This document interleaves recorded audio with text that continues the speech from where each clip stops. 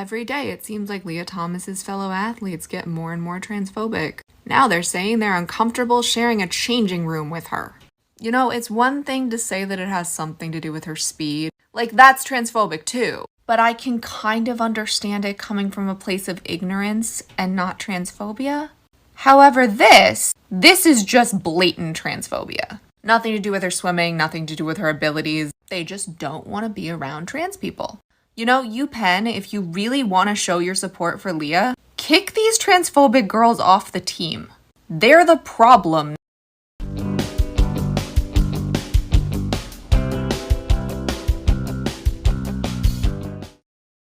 Welcome to my channel, Outspoken Samantha. If you are new here, welcome. I would love it if you would hit that subscribe button. And if you're returning, welcome back. I truly appreciate your continued support, particularly as we ride this roller coaster of insanity. And I hope that you are subscribed as well. And this is just your daily reminder to at least create a profile on Rumble, just in case, because we do need to support platforms that support free speech, and YouTube really struggles to do that sometimes. So it's been a while since we checked in on Riley Gaines to see what she is doing, and of course she is out there working overtime to protect women's opportunities in sports, women's private spaces, pretty much everything that was established 50 years ago, before we had all the science and technology and data that we have now, and we still seem to know at that point that there was a difference between men and women biologically, and that really impacted athletics, which is why Title IX was put in place, so that women could have the same opportunities as men and not have to worry about men jumping in there and taking their opportunities away from them, because they already had their teams and their divisions and their scholarships established for them. But for some reason, there is this group of people, they're so easy to manipulate, that have been convinced that growing your hair out and changing your wardrobe and changing your name somehow completely erases biological reality. And it's transphobic if you point that out. So Riley came to Texas recently with Paula Scanlan and several other athletes who have been directly affected by these insane policies and have been forced to compete against biological males, who have been forced to share locker rooms without any notice and any consent with biological males, and who have even been injured for playing against biological males in their sport. So they are all out there just trying to get things done, making sure that they are savings for women now, but also for young girls in the future. So this was them at the bill signed just a few days ago. The Save Women's Sports Act is now law in the state of Texas. And it makes me so happy to see that. I do believe that this bill is specifically for college athletes. I am unsure what is in place, if anything, for K through 12 athletes. So if there isn't, there needs to be. And if there is, let me know in the comments, because I'm a little fuzzy right now if that's something that's in place. But I love that there's this sweet little girl in the background there. These bills are really for them, to protect their spaces, to protect their privacy, to protect their rights. Because again, for some reason, there seems to be people that think that there's no danger and no harm and no problem and no conflict that could come from putting a law in place that tells teenage boys and young men that if they grow their hair out, that they can walk into a girl's locker room and strip down and become naked with them and watch them change and watch them undress, and that there's no boy or no young man that can't seem to hack it in his own sport and can't seem to win the championship or the scholarship that wouldn't see this policy that says if they change their name and say that they identify as a female, they can just go into that sport and compete with these other girls and take that opportunity away from them. Clearly, there are plenty of young men that do not operate that way, that actually do have respect for women and would not take advantage of these opportunities, but there are far too many who are narcissistic enough and self-centered enough to do it. So anyway, after the bill signing, the Party of Love and Tolerance responded in the way that they always do, by screaming, yelling, threatening, spitting, and all around just kind of throwing a tantrum.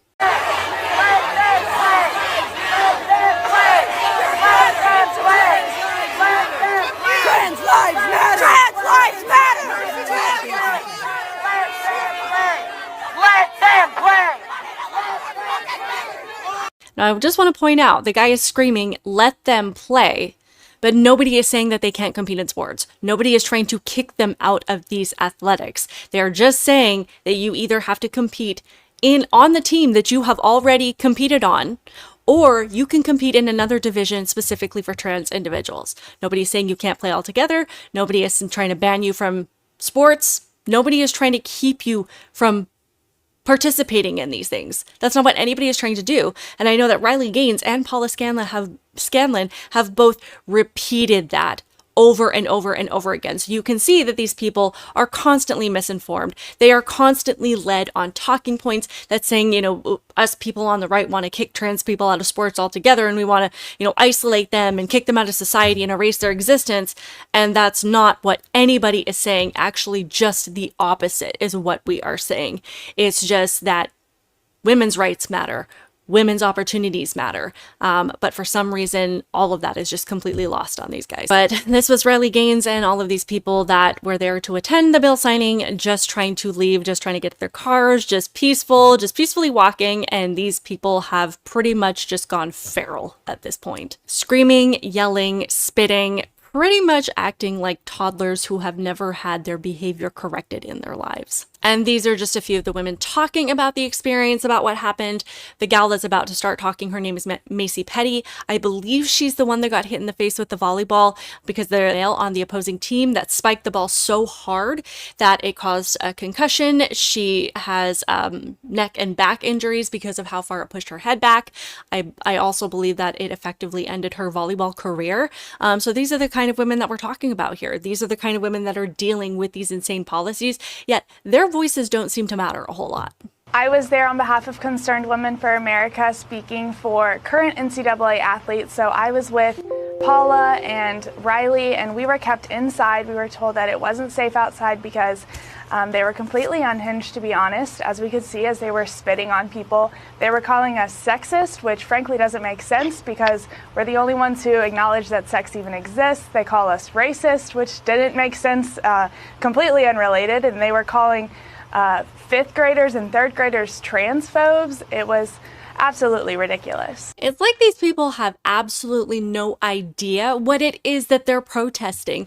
Even in this crowd, I saw somebody holding an abortion sign, and they're screaming at people, calling them sexist and racist. They're screaming at little kids, and it's like they don't even know what it is that they're angry about. They're just angry. These people know that men and women are different. They know that men are stronger and faster, and they compete at a completely different level than women do. They know that changing your name and growing out your hair and changing your wardrobe does not change what your body is physically capable of doing. And they know it is completely unfair to let men compete against women.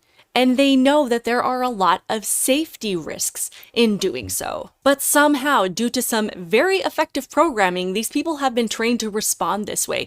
They just hear phrases like women's sports or Republican or conservative, and it doesn't matter what the issue is, their body and minds have been programmed to respond immediately with anger and hostility. And you know it's programming because if you try to have a conversation with one of them and ask them to make sense of their own beliefs, they start swearing and name-calling and even spitting and hitting. They can't explain why just asking them a question makes them so enraged. They can't explain why someone asking them to defend something that they obviously believe is real has them react in such a hostile way. But you can tell whether or not a belief system is good or bad based on what it produces. When you are someone who is led to believe that men can become women and girls can become boys, or that none of these things exist at all, and that whatever words you think of that you want to use as your pronouns should dictate the reality that everybody else has to live by, that experimental drugs and hormones and sterilization and body mutilation are all things that are going to make you happy, this is actually going to make you a very angry person because none of it has any foundation and none of it is based in reality. Because you then become obsessed with forcing other people to accept things that are not real.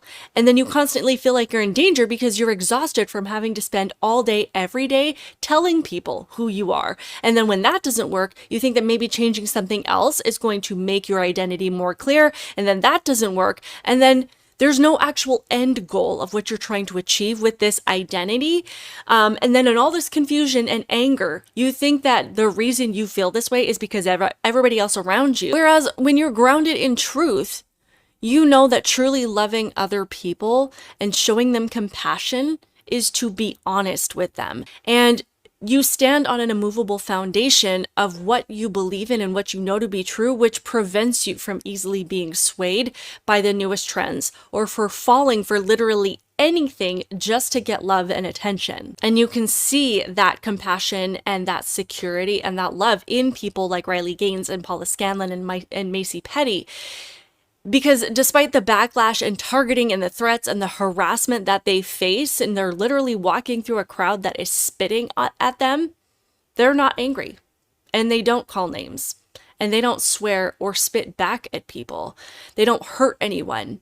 They just keep standing on their unwavering foundation of truth.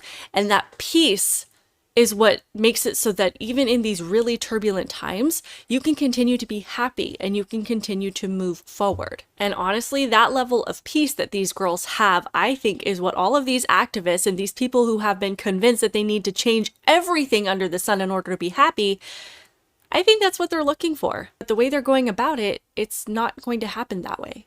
So Riley is just moving forward and, like I said, kicking butt and taking names, and she's just being a rock star. And I swear, this girl, her name is going to be in history books, and I love that. And I honestly am so grateful for women like this that I can have my daughter look up to a strong example. And she is going to start something called the Riley Gaines Institute. Tell me about the institute you're starting, or the Riley Gaines Center. The Riley Gaines Center is something that I wish I had when I began to speak up and when I faced the humiliation of the locker room and giving up our trophies for a photo op. The mission is to empower and train and provide resources to students, athletes, parents, coaches, medical professionals, other allies who want to help in the fight to defend women, defend freedom of speech, actually, too, and women's sports, of course. And so it will be a training program. We'll be doing school board training, putting conservative speakers on college campuses, which I think is really important to engage younger people and mobilize them. And just a few more things that she had to say about that. Definitely changed the course of my life. I studied engineering in college. I was working as a product manager. But here I am now working on this stuff full time. I never would have expected I would be giving speeches, and that's certainly not something I studied in college. But it is worth it because it's not about me. It's not about Riley. It's really important that we stand up for young girls who don't have a voice yet. And that if we can prevent young girls from going through what we went through, then it's worth it. If they don't have to even know that men can become women on their sports teams, then we've succeeded. So that's who we're doing this for. And it's really important that everybody remembers that it's for the next generation that needs to be protected. And I love that she said, it's not about me.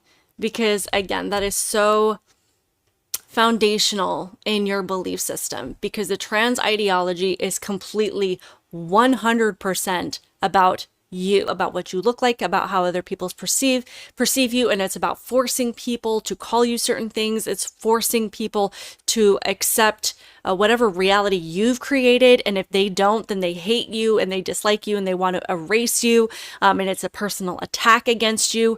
Everything is internal. You look at somebody like Will/Leah Thomas, there is zero consideration for the other, numerous other women that were affected by what happened, by having to share a locker room with this person, and without their consent, without their permission, without any conversation about that happening beforehand. There was zero consideration for that. And I know that there were different legislators that talked about, well, they handled that poorly. They should have put barriers up, which acknowledges that there is a difference between biological men and women, but also there are bathroom stalls that these women were running into to use because they wanted their privacy. If Will/Leah Thomas wanted to protect women, or at least had some consideration for them, they would have gone into the bathroom stall to use it. So again, there's zero consideration. It does not matter how uncomfortable it makes other people feel. It doesn't matter if their privacy is violated. It doesn't matter if it takes an opportunity away from somebody else. It is literally about them. And when you spend all of your time focusing on yourself, that makes you angry, it makes you bitter, it makes you depressed, and it makes you sad. And it makes you narcissistic as well. I am so grateful for what these girls are doing. I am so grateful for the hard work that they are putting in and the sacrifices that they're making, and the fact that they are standing up to these angry toddlers who seem to think that yelling and screaming and hitting and spitting is going to solve problems. And thankfully, most people learn by the age of about 3 years old that that's not appropriate. So let me know your thoughts on this in the comments below. Please hit that like button because that does help my channel. Hit that subscribe button because, again, that is something that is so helpful. Neither of those things will cost you anything, which should be really exciting considering how freaking expensive everything is. So, when you can do something for free, just do it. And I will see you in the next one. Bye.